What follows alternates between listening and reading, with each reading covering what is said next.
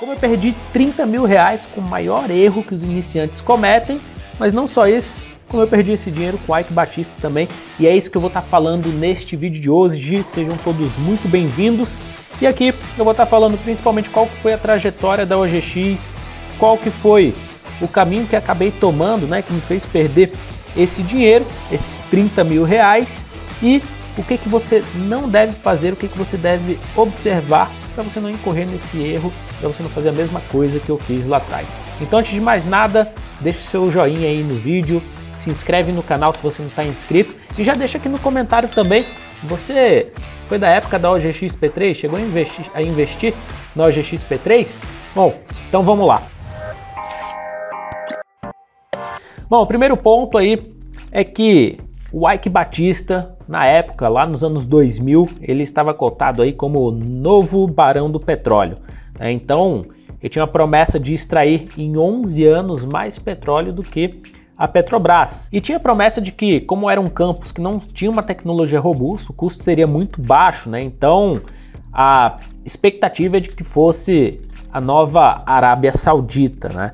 E aí tiveram várias ocasiões em que foi chamado um CEO para a empresa que trabalhou 26 anos na Petrobras, teve também um diretor que trabalhou durante 30 anos na Petrobras, e aí o mercado acabou comprando essa ideia, mesmo que com uma apresentação de PowerPoint.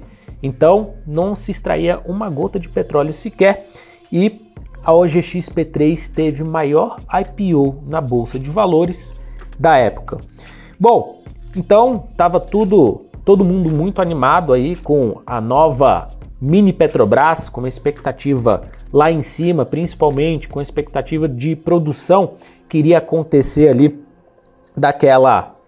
daqueles campos, e aconteceu que a produção começou a atrasar, então teve uma frustração generalizada no mercado, porque tinha a expectativa de que no campo o Tubarão Azul tivesse uma extração de 20 mil barris de petróleo por dia, e ao todo tinha extraído só de 5 a 10 mil barris de petróleo.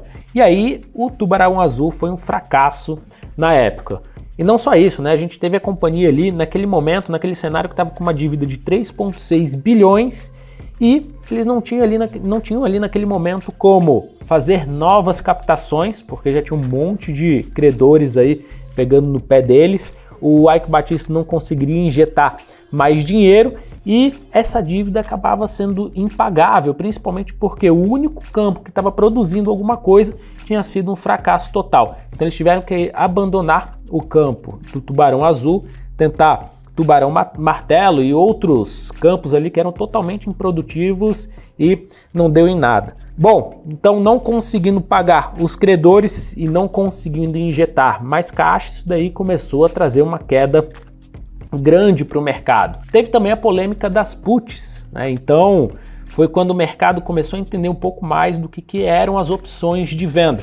Basicamente, o Ike Batista tinha se comprometido, para dar aquele ânimo no mercado, a injetar 1 bilhão na companhia. Ou seja, ele vendeu uma opção de venda, onde ele se comprometia a comprar mais ações da empresa por R$40, e veio uma movimentação de queda absurda. Ali em 2014, ele tinha que ser exercido e tinha que injetar aproximadamente 1 bilhão. Só que o que aconteceu?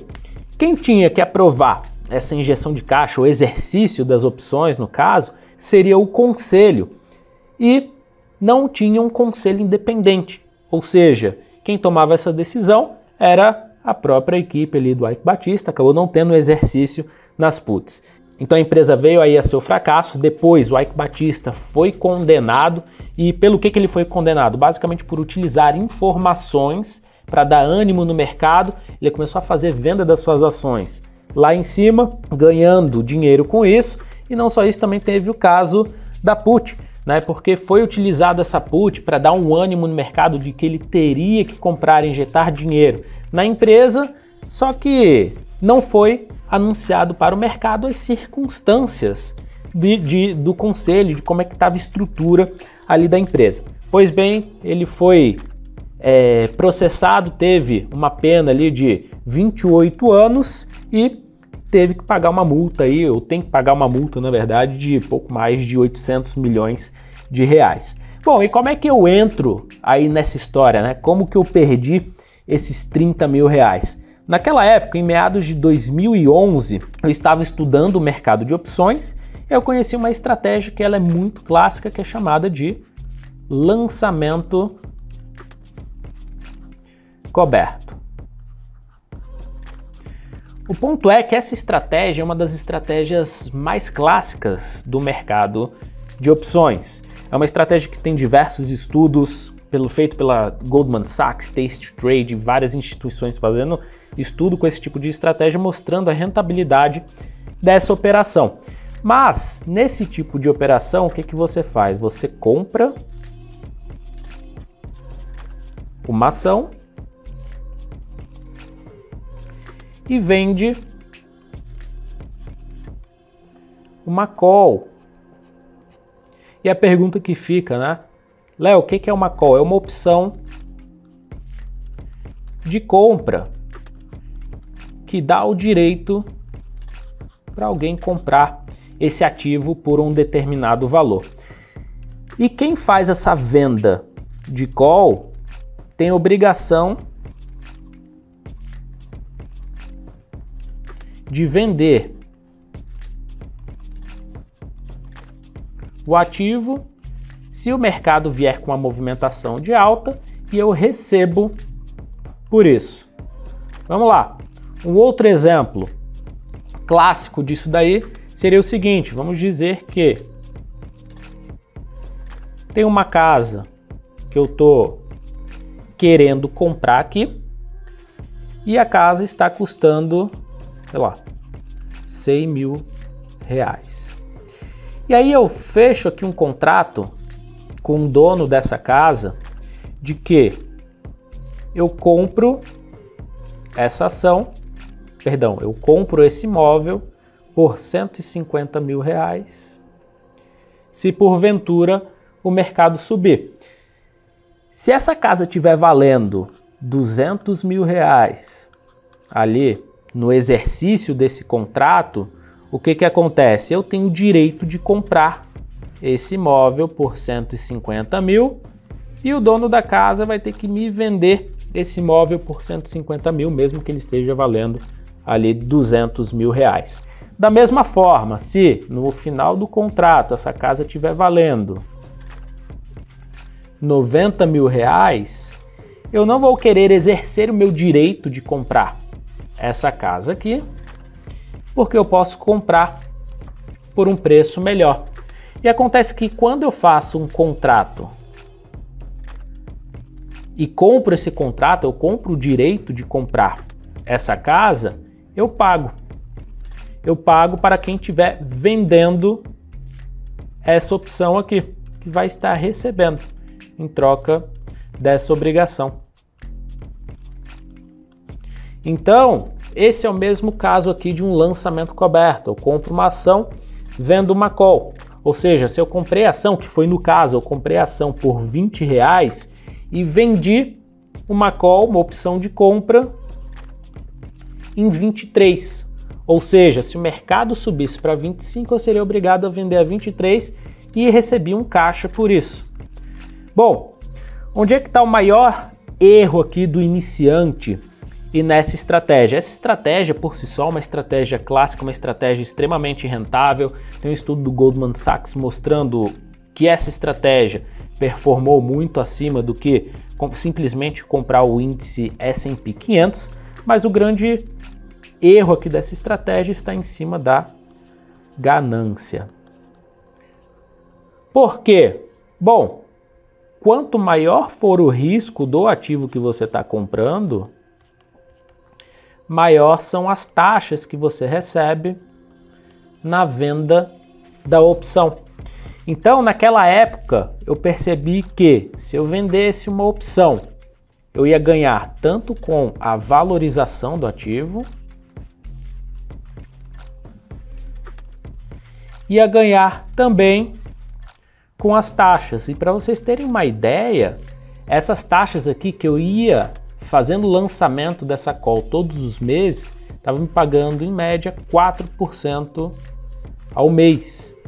Então era uma condição aí muito interessante que chamava muito atenção. E aí a gente faz aquelas contas ali de que, 4% ao mês, em tantos anos eu vou estar com muito dinheiro. Na época eu era universitário, não tinha essa grana, e aí o que eu fiz? Minha avó morava comigo, depois que meu avô faleceu, ela veio morar com a gente, que ela ficou muito doente também. Ela teve uma pequena herança ali que ela recebeu, e eu falei, vó, vamos rentabilizar esse dinheiro que você tem e vamos colocar aqui numa estratégia que eu acredito que vai ser muito bom, que vai dar um resultado muito bom. Então, eu captei esses 30 mil reais e comprei de OGX P3. E a pergunta que fica é, então qual que é o maior erro do iniciante quando vai executar essa estratégia? O maior erro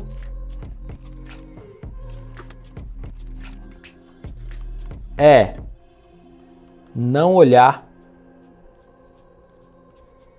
para a empresa. Como assim, Léo? Imagina que no lançamento coberto você vai comprar a ação e vai ficar vendendo call, opção de compra. Então, no pior dos cenários, você vai ficar com uma ação, com um ativo na mão. E normalmente quem está começando no mercado olha só para as taxas. Isso aqui está pagando 5%, isso aqui está pagando 7% no mês, isso aqui está pagando 10% no mês, e não olha para a empresa, que é onde está o meu risco aqui na estratégia. Se eu ficar com uma empresa ruim na carteira, isso aqui pode virar uma bomba, eu posso ficar com uma bomba na carteira. Então, o principal ponto que eu tenho que olhar aqui nessa empresa é: ela tem lucro? É uma empresa sólida?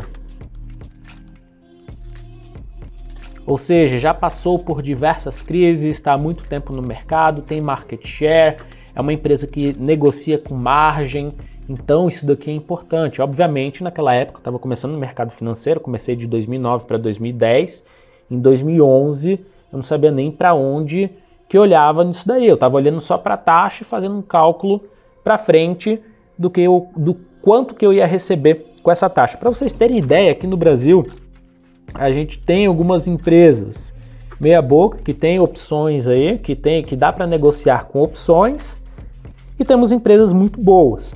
Nos Estados Unidos tem muita empresa que tem mercado de opções, só que são empresas que estão em recuperação judicial, em processo de falência. Então tem empresas que pagam uma taxa semanal que você recebe semanalmente se você executar essa estratégia de lançamento coberto, coisa de 25% por semana, 30% por semana. Só que é uma bomba, que você está adquirindo o ativo e aquele negócio pode estourar a qualquer momento. Então, a dica que fica é: vai fazer um lançamento coberto? Vai ficar remunerando um ativo que você tem na carteira? Então, a primeira coisa que você tem que olhar é: qual que é o meu risco do lançamento coberto? O mercado cair, eu ficar com a ação na carteira e ficar sofrendo as oscilações do mercado, um risco de mercado da renda variável, o que é normal.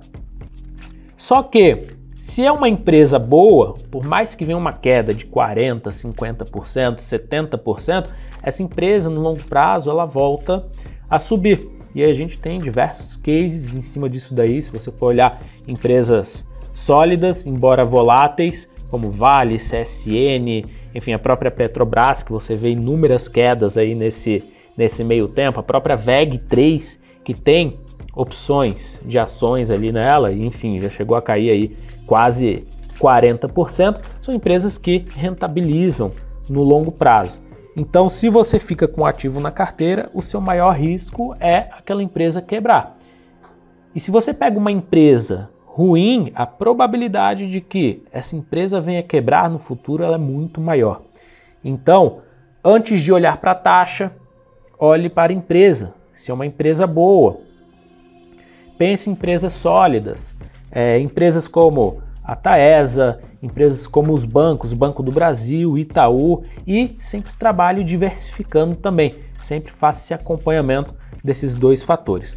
Agora eu quero saber de vocês aí, vocês perderam dinheiro na OGX? Coloca aqui nos comentários como é que você executa um lançamento coberto. Você já executa? Coloca aqui embaixo também, me fala com quais ativos, quais empresas você gosta de executar, e também se você tiver alguma dúvida, pergunta, coloca aqui embaixo que eu vou estar respondendo aí todos vocês.